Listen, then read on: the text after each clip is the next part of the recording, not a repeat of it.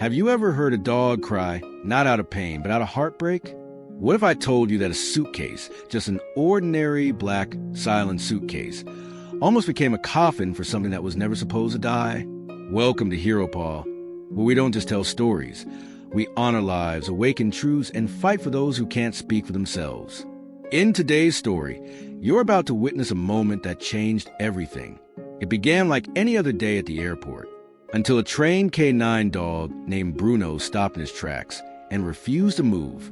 What he sensed inside that suitcase would unravel a web of secrets, expose the dark side of a global organization, and reignite a father's hope in the most unexpected way. This isn't just a story about animals.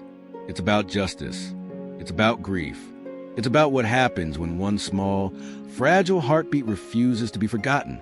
If you've ever lost something or someone, if you've ever wondered whether the smallest lives can carry the loudest messages, then this story is for you. Watch until the end. The lesson buried in this story is one of the most profound we've ever shared. And if it touches you, please leave a comment. Subscribe to Hero Paw. It's not just encouragement.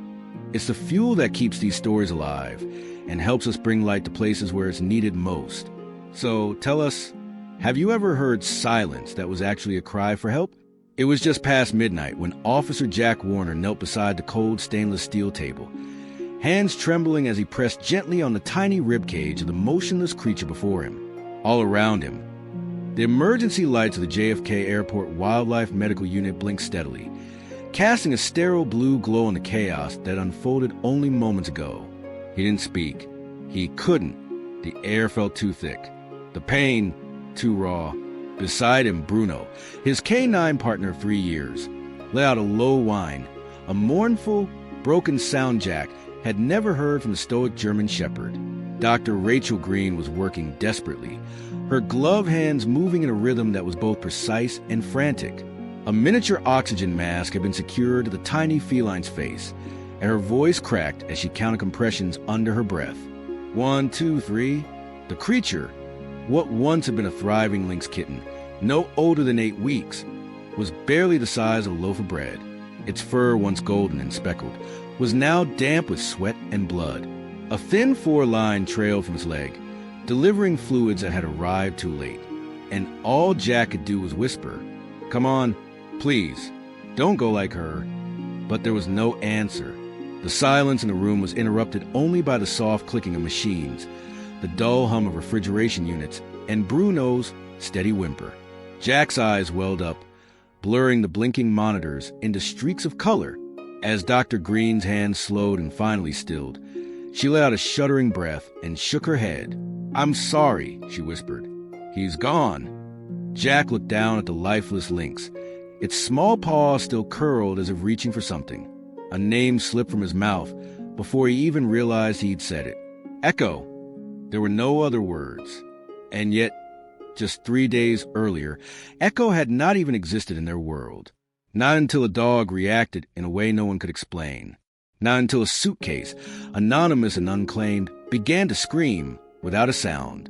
3 days ago, it had been a normal morning. Jack Warner arrived at the terminal by 6 a.m., as he had for years, his routine quiet and familiar.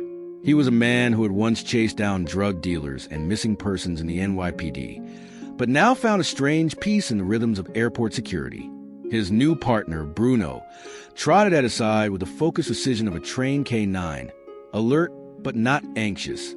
They made their first sweep through Terminal B's arrivals hall, checking luggage belts, passenger areas, and customs corridors. As usual, Bruno sniffed dozens of suitcases, occasionally sitting beside a bag that had unreported food or a suspicious container, but nothing that warranted intervention. That changed at 8:47 a.m. Flight 247 from Guatemala had just offloaded. The crowd was thick, the conveyor belts humming with the arrival of hundreds of bags. Bruno stopped walking. Jack noticed the shift immediately. His gait halted, his ears perked, his head turned sharply toward the far end of Carousel 3.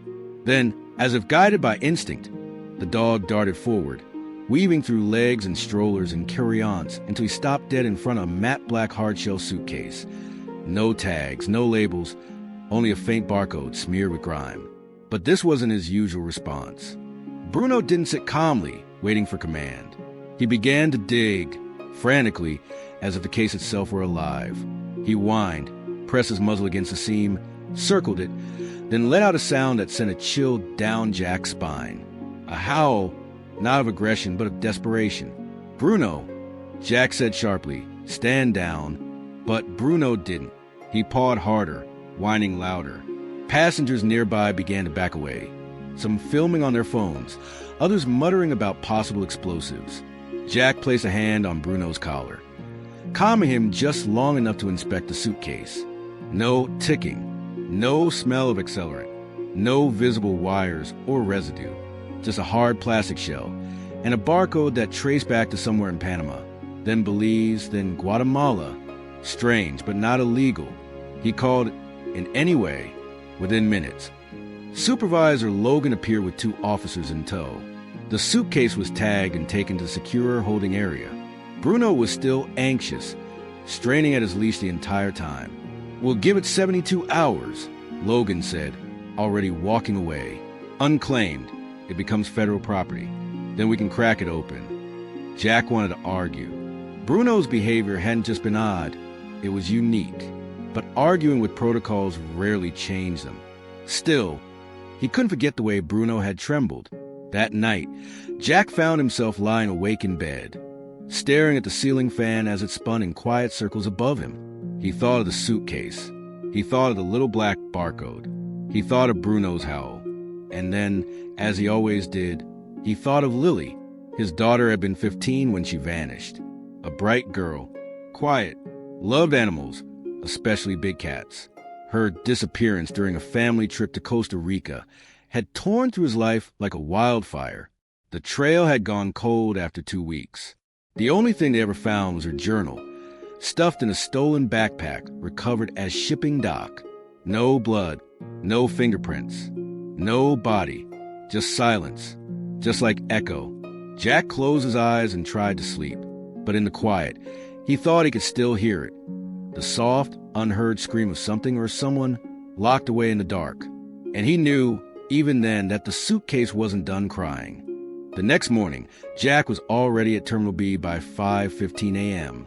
Bruno walked ahead of him, sniffing the corners of corridors, ears high, alert, but not for narcotics, not for explosives. There was something deeper at play. Jack could feel it. He knew the difference. After 2 decades on the force and 3 years working alongside Bruno, he had learned to tell when a dog wasn't following a scent, but a feeling. They passed the security holding area on their way to the K9 unit's locker room. Bruno slowed, glanced toward the thick steel door, and gave a single low growl, barely audible, but it vibrated straight through Jack's ribs like a whisper of warning.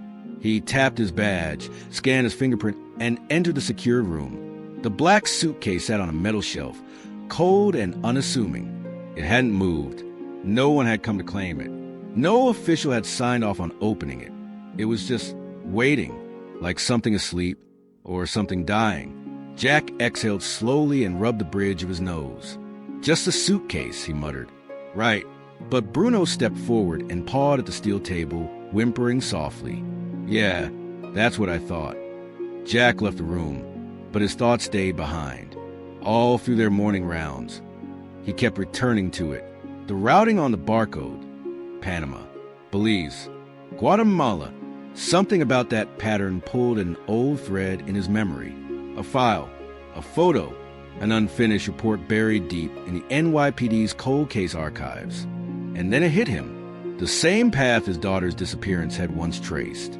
5 years earlier, they had flown into Costa Rica for spring break, a father-daughter trip before high school graduation.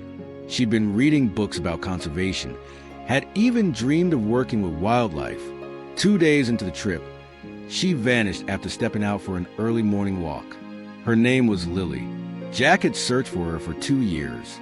He'd followed every lead, every rumor, and every second-hand sighting.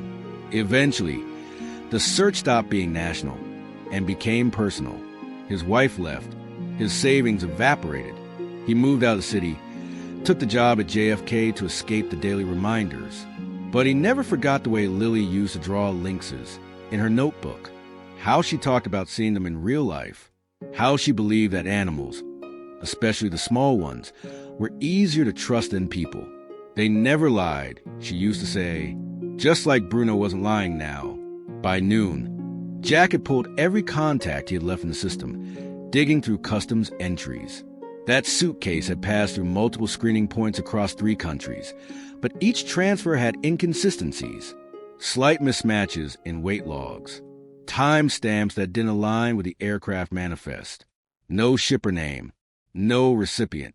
It was as if someone had taken extraordinary steps to ensure it was both seen and unseen.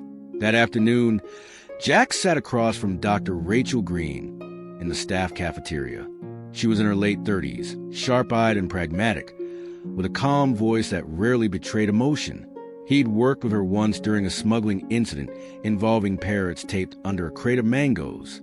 She didn't talk much, but when she did, she got straight to the point. "I need your help," Jack said, pushing aside his sandwich. "Off the record." Rachel raised an eyebrow. "That usually means trouble." He leaned in. "There's a suitcase in the holding room. Came in on a flight from Guatemala yesterday. No tags, no ID, just a barcode. My dog's been reacting to it differently. It's not narcotics. It's not explosives. He's distressed." Rachel tilted her head. "You think it's alive?" "I think he thinks it is." She didn't laugh. Instead, she nodded slowly, as if connecting invisible dots in the air. "That's not impossible," she said. "Animals can pick up microvibrations. If there's something inside, scared, weak, hurt, it's possible your dog sensed it." Jack sat back, surprised she didn't dismiss it. Rachel set down her fork. "You want to take a look?" "Can you?" Without it being a whole thing. "I'll say I'm checking quarantine logs," she said simply. "Let's go." 15 minutes later, they stood in the holding room. The lights were dim, the shelves lined with confiscated electronics, mislabeled imports, and one black suitcase that Bruno was now circling like a hawk. Rachel approached cautiously. She wore gloves and a serious expression. "This is the one?" Jack nodded. She bent down, examined the edges. Her fingers traced along the seam and then paused. "Jack," she said quietly. "Look." He leaned over and saw it. Tiny holes drilled into the edge, spaced just wide enough apart to look like imperfections. But they weren't imperfections. They were deliberate. "Ventilation holes," Rachel whispered. "I've seen this before. Small mammals, birds, reptiles. It's how they're smuggled, alive barely." Jack felt the blood drain from his face. His heart pounded. How long do they survive like this? Rachel shook her head. "Depends. On stress, on heat, on oxygen. But if it's still alive in there, then every minute we wait could kill it." She looked at him, steady, certain. "Yes." Jack pulled out his phone and called his supervisor. The call was brief and unhelpful. Protocols, paperwork, approvals. The earliest they could open the case was the next morning. "Tomorrow," Jack said bitterly. Hanging up, expedited. Rachel crossed her arms. That might be too late. Jack stared at the suitcase, at Bruno, who now lay on the floor beside it, his head resting gently against its side, as if trying to comfort whatever was trapped inside. He could feel it too now. Not a smell, not a sound, but a presence. A life that didn't have the strength to scream. Or maybe one that screamed exactly like his daughter had. And he knew in his bones that this was no coincidence. Something, or someone, was asking to be found. The hallway outside the security holding room was silent, but inside, the tension clung to the air like static before a storm. Jack stood at the edge of the room, watching Dr. Rachel Green examine the suitcase as carefully as a surgeon prepping for a life-or-death procedure. Bruno remained nearby, his body low to ground, ears back, his nose pressed close to the case's edge. The dog's tail gave a soft twitch every time the faintest rustle came from inside. "Those holes were drilled with intent," Rachel said quietly. "Whoever packed this did it knowing something was going to breathe in there." "Barely." Jack crossed his arms. "It's not just some tourist smuggling in a turtle." "No," Rachel said. "This is professional." You don't see routing like that by accident. Multiple countries, multiple scans. It's layered, hidden in plain sight. Jack stared at the case. You think it's traffickers? Rachel gave him a pointed look. I think we're already late. Jack nodded slowly. Then we open it.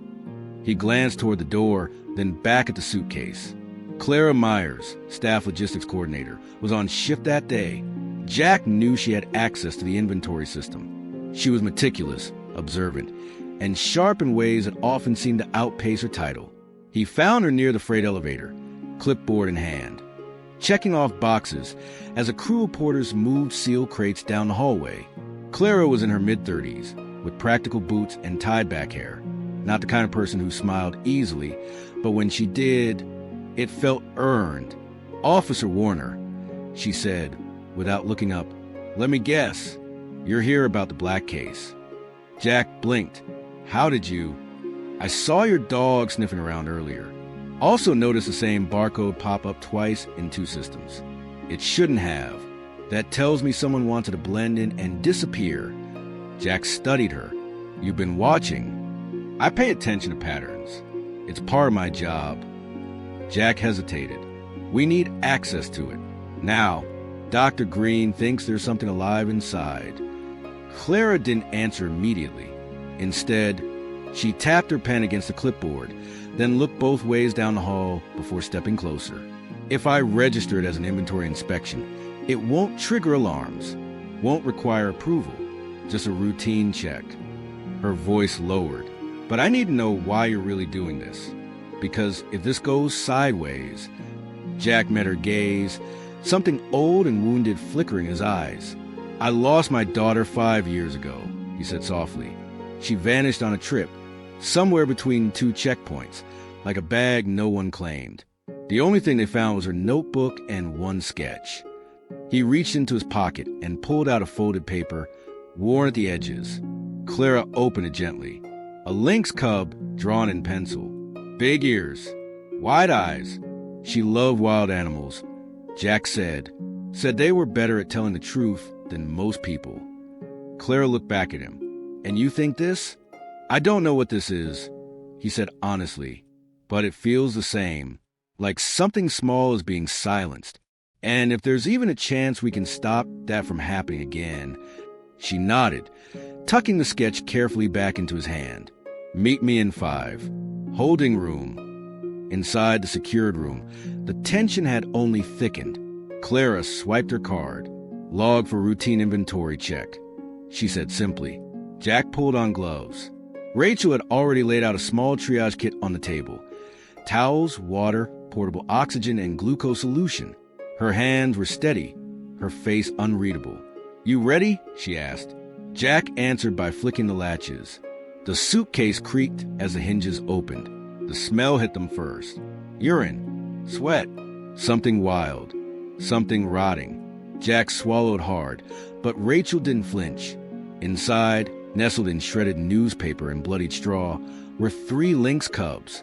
Their fur was matted, their eyes sealed shut. One of them wasn't moving at all. Rachel moved first. Get the oxygen ready, she ordered. Jack reached for the closest cub, the one making the weakest sound, a soft wheeze, barely audible. Its chest fluttered too fast, too shallow. He wrapped in a towel, placed the oxygen tube near its nose. This one's in critical shape, Rachel said, lifting another, maybe 5 pounds, 8 weeks old at most, dehydrated, hypothermic. Clara stood frozen at first, then moved to retrieve warm water from a unit sink. Jack cradled the limp cub against his chest. Its breathing was faint but present. As he held it, the cub's tiny paw reached out, brushing his badge. It's okay, little one, he whispered. You're not alone. Rachel was already administering subcutaneous fluids to the second cub. They wouldn't have lasted another day, she said. This wasn't just neglect. This was calculated. Jack looked into the case. The third cub, the one unmoving, lay curled in a corner, its back to them. He reached in and gently turned it over. Nothing. No breath. No heartbeat. His chest tightened. For a second, he wasn't in the room. He was on a beach in Costa Rica. screaming his daughter's name. "I think this one's gone," he said quietly. Rachel nodded grimly, laying the second cub beside him. "We focus on the living." He looked at the smallest one again, the one he was holding. It was trembling, barely conscious, but fighting. "Echo," he said softly. "That's your name now." "Echo?" Clara asked. Jack nodded, brushing a matted tuft of fur from its face, because he tried to call for help, and no one listened. Rachel looked up, her voice low. "We're listening now." Outside, the hum of the airport continued. Planes landed, luggage rolled, passengers rushed past. But in that tiny room, 3 people stood together around the softest sound of all, the fragile, rhythmic breaths of life fighting to stay alive. And that was where the story truly began. The door to the wildlife medical unit clicked shut behind them. Jack stood in the dim corridor, watching as Clara locked the access panel with an extra override code. Inside the room, Dr. Rachel Green monitored the 2 surviving lynx cubs, Echo nestled in a heating blanket near a low hum of medical equipment, while the second cub, later named Luna, slept more soundly now, its breathing no longer ragged, but slow and steady. Clara turned to Jack, her voice hushed but urgent. "We don't have much time. The longer we sit on this, the more likely someone will try to cover it up." Jack rubbed his forehead. "Then we make sure someone can't." Clara hesitated, then reached into her bag and pulled out a slim folder marked with no insignia. Inside were photographs, customs records, flight manifests, and 2 shipping labels that matched the barcode from the suitcase exactly. "This isn't the first time," she said, her voice low. "In the last 4 months, I flagged 3 other shipments that followed the exact same routing pattern. Belize, Guatemala, New York. Same carrier names. Same vague declarations like artisanal textiles or regional crafts. None of those bags were inspected." Jack flipped through the papers, scanning dates, stamps, and names. "They were all claimed within 6 hours of arrival by private couriers," Clara continued. "No questions asked. No red flags raised. Until today." Jack frowned. "Where were they delivered?" Clara looked him in the eye. "To a conservation nonprofit." Jack narrowed his gaze. "Which one?" She hesitated. "Wild Sphere Foundation." The name hit him like a slap in the chest. He'd heard it before on billboards, magazine ads, donation envelopes that filled the mailboxes of suburban homes across the country. The organization was known for its lush documentaries, celebrity endorsements, and multi-million-dollar grants for global wildlife rehabilitation. "Wait," Jack said slowly. "Isn't that the one run by Victor Hale?" Clara nodded grimly. "That's the one." Jack leaned against the wall, the weight of it all pressing into his spine. Hale was more than a businessman. He was a brand, the face of environmental good. He gave TED Talks, sat on panels with UN envoys, had his photo taken next to sedated cheetahs, and donated orphan elephants.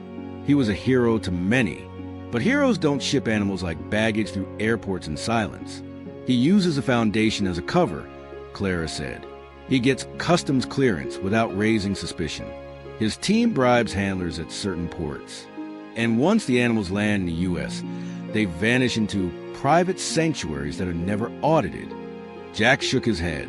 "Why? He doesn't need the money." "Not directly," Clara replied. "But exotic animals fetch hundreds of thousands of dollars on the black market. Wealthy collectors, underground breeders. And he maintains the illusion of legitimacy through charitable fronts." Jack closed the folder. His hands were steady, but his jaw was tight. "Does anyone else know?" Clara nodded once. "We've had an open investigation for nearly a year. I've been undercover here, tracking patterns and intercepting data. But until today, we've never gotten to a live shipment in time. Today was the first time we saved anyone." She paused and added, "Because of your dog." Jack looked back through the glass window, into the unit. Bruno lay curled at the foot of Echo's incubator, his dark eyes never leaving the fragile creature inside. "I owe him everything," Jack said. Clara lowered her voice further. "There's more."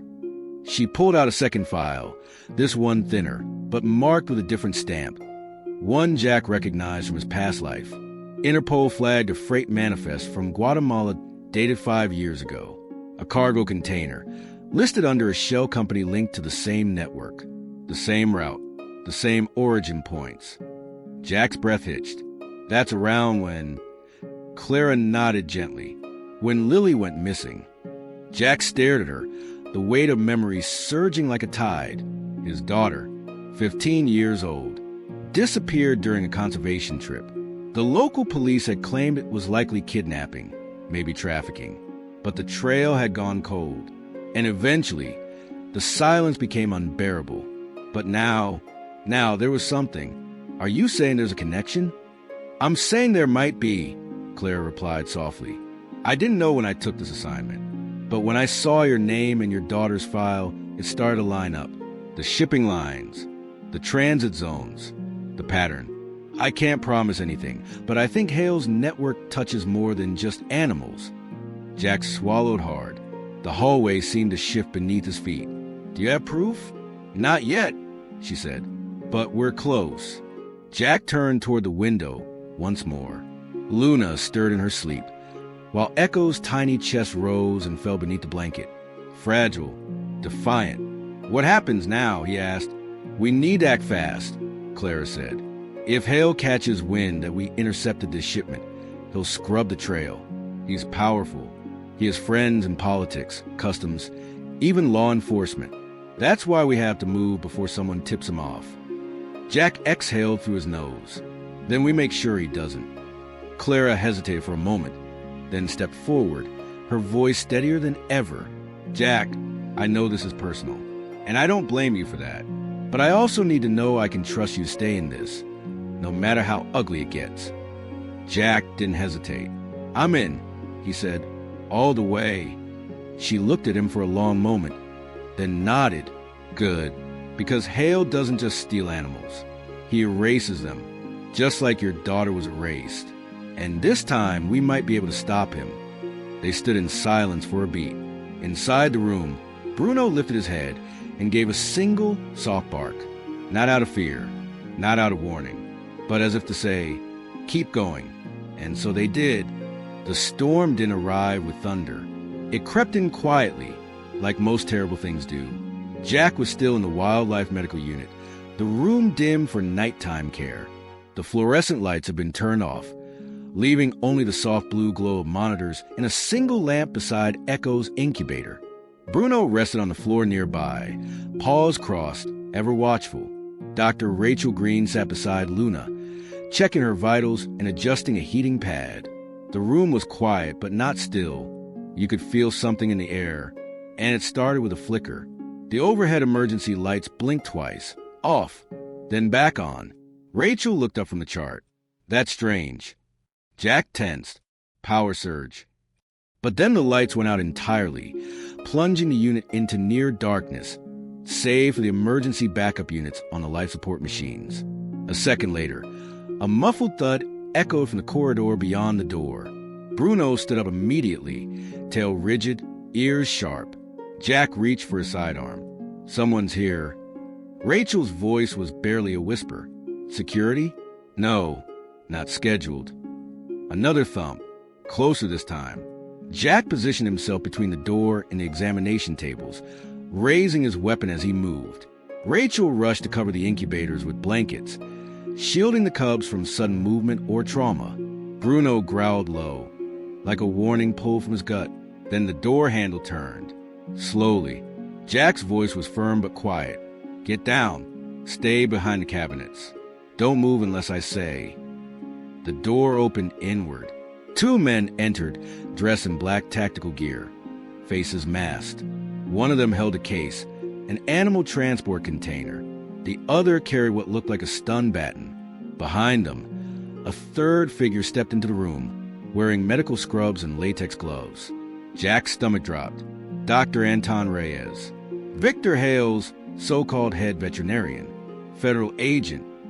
Jack barked. Step away from the animals. The intruders didn't stop. One of the masked men raised a stun baton. Jack fired a warning shot into the ceiling. The sound cracked through the room like lightning, and for a moment, everyone froze. But then chaos exploded. The first man lunged toward Jack, grabbing for his wrist, trying to knock the weapon free. They collided hard, crashing into the row of drawers behind him. Vials shattered. Instruments clattered to the floor. Jack barely held onto his grip, the man pressing forward with trained, deliberate strength. Rachel screamed as Reyes moved past her, heading for the covered incubator. "Don't touch them," she shouted, shoving a rolling cart into his path. He pushed her aside roughly, sending her stumbling backward. Bruno launched forward, teeth bared, biting down on the leg of the second intruder. The man cried out, dropping the container. The cubs cried too, soft, terrified squeals barely audible over the sound of violence. Jack twisted his body, slamming his attacker into the edge of the metal table. A dull crack echoed. The man went limp, sliding down. Bruno held on, but the second man struck him with a baton, sending the dog tumbling sideways with a sharp yelp. Jack turned, rage surging. "You stay away from them," he roared, charging Reyes. The two collided. Jack tackled him to the ground. Fists flew. The vet fought with desperate precision, but Jack was faster now, fueled not by training, but by something deeper. He pinned Reyes to the floor, wrenching his arm behind his back, just as Bruno limped back into the room, growling low. From behind them, Rachel's voice rang out, sharp with fear. Echoes crashing. Jack turned. The smallest cub, nestled beneath a pile of warming blankets, was convulsing. Its tiny body trembled, muscles seizing, chest heaving with effort. Rachel rushed to his side, hands already working. His heart rate's dropping. He's going into shock. She grabbed the crash kit. "I need help now." Jack left Reyes groaning on the floor and scrambled to Rachel's side. His hands were shaking, but she didn't hesitate. "Hold his head. Like that. Keep him still. I've got him." Rachel injected a stimulant into Echo's flank, her movements swift and practiced. She pressed the oxygen mask back over his face and began to count compressions. 1, 2, 3. The room, moment ago so loud, now fell into a breathless silence. Even Bruno stood still. Rachel didn't blink. "We're not losing him. Not now." Jack's chest tightened. He remembered Lily, 6 years old, feverish and curled on their couch. Her hand in his, so small and trusting. He remembered the ER, the panic, the helplessness, the guilt of not being able to protect her then, just like now. "Come on, little guy," he whispered. "Come on, Echo, fight." 10 seconds passed, then 20. Rachel stopped. A pause, and then Echo let out a breath. Shallow, but steady. Jack blinked fast, tears he hadn't noticed suddenly wetting his cheeks. Rachel sat back on her heels, hand trembling as she wiped sweat from her brow. "He's stable," she whispered. "Barely, but he's still here." Sirens began to wail in the distance. Security finally responding to the silent alarm Clara had triggered just before the power went out. Jack stood slowly. Around them, the room was trashed. One attacker unconscious, the other pinned, Reyes bleeding from the lip. But the cubs, Echo and Luna, were alive. Rachel looked up at him. "They were never going to survive the transfer," she said. "They weren't supposed to." Jack nodded, eyes burning. "But they did." Outside the room, boots thundered down the hallway. The cavalry had arrived, and with them, perhaps, finally, came accountability. Jack knelt beside Echo's incubator, gently adjusting the towel around the cub's neck. He was so small, but so loud now, even without making a sound. The hall outside the wildlife unit swarmed with uniformed officers and federal agents. Flashlights cut through the darkness as the power returned in pulses, emergency backup systems slowly giving way to full functionality. Jack stood with his back against the wall, arms crossed tightly, his chest still rising too fast from the adrenaline that hadn't yet settled. Inside, Dr. Rachel Green gently examined Echo again, running her fingers along his spine with the kind of focus that only comes from deep exhaustion and even deeper purpose. The smallest cub was stable now, but vulnerable. Every breath was a negotiation. Clara had arrived minutes earlier, her badge now clearly visible on a lanyard. No longer the quiet staffer in logistics, but a federal wildlife investigator. She paced outside the room, whispering orders into her phone. Agents cuffed the 2 surviving attackers. Reyes, slumped in a chair with a split lip and disheveled scrubs, sat in silence. Bruno, bruised but still watchful, rested by Echo's incubator, like a soldier refusing to stand down. Jack didn't speak until Clara returned to his side. They were hired directly? He asked quietly. She nodded. Both ex-military, both linked to a private security firm that Hale contracts for facility protection. The access cards they use were legit, pulled from the airport system 2 days ago. Someone inside helped them. Jack swallowed hard. So Hale knew. He more than knew, Clara said. He orchestrated it. Jack stared ahead, jaw tightening. Then let's put him in cuffs. Clara hesitated. We're close, but not yet. Jack turned to her, incredulous. What do you mean, not yet? We just stopped a live abduction attempt. They were stealing evidence, assaulting officers, nearly killed Echo. I know, Clara said, her voice calm but strained. But Hale isn't here. He's too smart for that. He operates through layers. Contractors, false identities, shell companies. Everything traces back to foundations and conservation programs that look squeaky clean. Jack shook his head. So what? He just walks away again. No, she said. But if we take him in now, with just a word of hired thugs and a bloodied vet, his lawyers will bury it. We need undeniable proof that links him directly to the shipment. A wire transfer, a voice recording, something his legal team can't spin. Jack said nothing, but the fury on his face was undeniable. A knock interrupted them. Rachel opened a wildlife unit door. Her face was pale but focused. He's stable, she said quietly, gesturing toward Echo. But he needs 24 hours of intensive care. Minimum. Any transport right now is too risky. Clara nodded. He stays. Luna, too, Rachel added.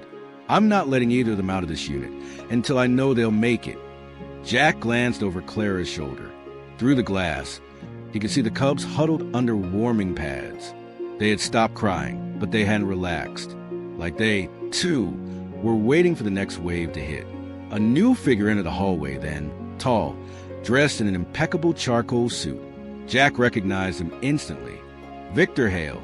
He carried himself like a man who'd already won, with calm steps and hands clasped behind his back. His silver hair was neatly combed, his face smooth with the perfect amount of concern. He wore a visitor's badge, freshly printed. I came as soon as I heard, Hale said, his voice smooth. I was alerted there'd been an incident involving one of our Foundation's rehabilitation candidates. Clara stepped forward.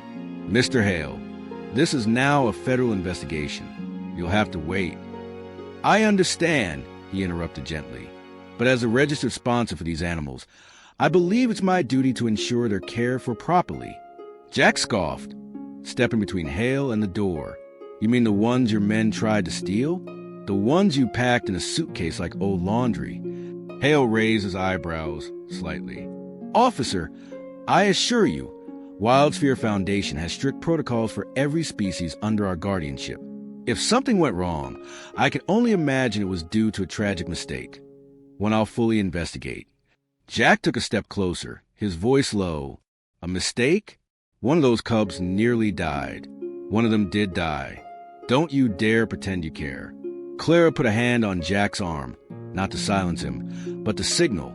Hold the line. Hale glanced past him toward the room, his expression unreadable. May I at least see them? If they're stable. No, Rachel said firmly from the doorway. You may not. Hale's expression faltered for half a second, just enough for Jack to see it. Not pain, not disappointment, but calculation. And for the first time, something else. Worry. We'll be in touch, Clara said.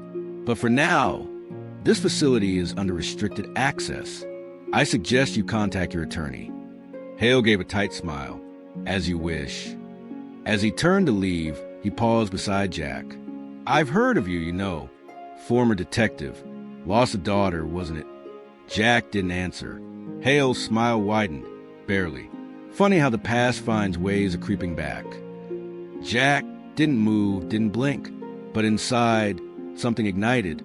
That night, they fortified the wildlife unit. Extra security, double locks. Clara's team set up hidden cameras and encrypted radio feeds. Rachel stayed in a makeshift cot near the incubators. Jack refused to leave the unit. Neither did Bruno. Every few hours, Rachel checked Echo's heart rate. Still shallow, but present. They spoke little, but in the silence, the weight of everything finally settled. Jack sat near the back wall, holding Echo's intake chart. His hand traced the edge of the page like it might reveal more than numbers and notes. "Do you think we'll get him?" he asked quietly. Clara looked up from her laptop. "We have to." Jack nodded slowly. "For them, and for the ones we never saved." The wind outside whistled against the building. Inside, Echo shifted beneath his blanket, and though it was barely audible, Bruno let out a low, gentle sound, as if assuring them all, not yet, but soon. Morning came quietly. No fanfare, no headlines, just the first golden rays creeping through the narrow window panes of the JFK Wildlife Medical Unit. The building had been silent most of the night, but not still.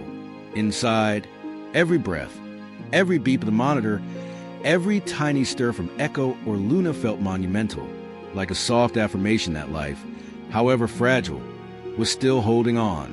Jack hadn't slept. He sat slouched in the corner chair, eyes fixed on the incubator. Bruno dozed beside him, chin resting on one paw, still bruised from the fight, but calm now. Across the room, Dr. Rachel Green stretched her arms, having just completed another round of vitals. Clara's team was rotating shifts in the hallway outside, maintaining round-the-clock surveillance. Jack stared at the little lynx, his mind drifting in quiet spirals. Not backward this time, but forward, toward what needed to happen next. The night before had shaken them all, not just because of what they stopped, but because of how close they came to losing it all. Echo had teetered between life and death, and Hale had walked in with a visitor's badge and the gall to act like a benefactor. But something had changed in the way Hale looked at them. His mask had cracked, not completely, but enough. Enough for Clara to see the opening they'd been waiting for. That morning, Jack was summoned to a temporary operations room, set up 2 floors above the wildlife unit. It was cluttered with white boards, evidence bags, and maps dotted with red markers. Clara stood at the center, phone in one hand, pointing to a series of screenshots with the other. "We caught him," she said without looking up. Jack's heart stopped. "Hale!" She nodded, not in cuffs. Yet, but last night, one of our wiretaps recorded a call from his encrypted line. He was panicking, talking to someone overseas about damage control, about making the shipment disappear. He used phrases that confirmed knowledge of the live animals, the route, the attempt to retrieve them. She tapped the board. We also intercepted a financial transfer to one of the attackers from a foundation account. That's traceable. His signature is on the authorizations. Jack exhaled. "You've got him." "We've got enough for a full federal indictment. But there's more." Clara handed him a folder. Inside were 3 photos. Shipping crates, scanned shipping labels, and a blurry image of a teenage girl with dark hair and wide eyes. "This is from our liaison in Belize," she explained. One of the crates matched Hale's manifest from 5 years ago. And the girl, she was seen unloading it. Jack's blood ran cold. Clara lowered her voice. "We don't know for sure, but the timing, the place, the description, it could be Lily." Jack couldn't move.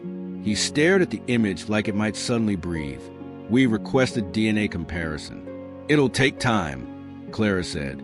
"But we have reason to believe Hale's operation has ties to human trafficking as well. And this may have been part of that network." Jack looked up, jaw clenched. "Then we bring it all down." That evening, the federal team launched the operation, warrant in hand. They raided Hale's New Jersey compound, an estate masquerading as a wildlife research center. They seized documents, servers, illegally held species, and financial records. Hale was arrested without resistance, his expression blank as if he'd already shifted into defense mode. But the evidence was overwhelming. Media broke the story within hours.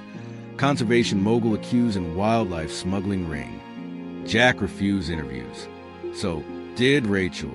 Clara gave a brief statement on behalf of the Wildlife Protection Service, but mostly they let the facts speak.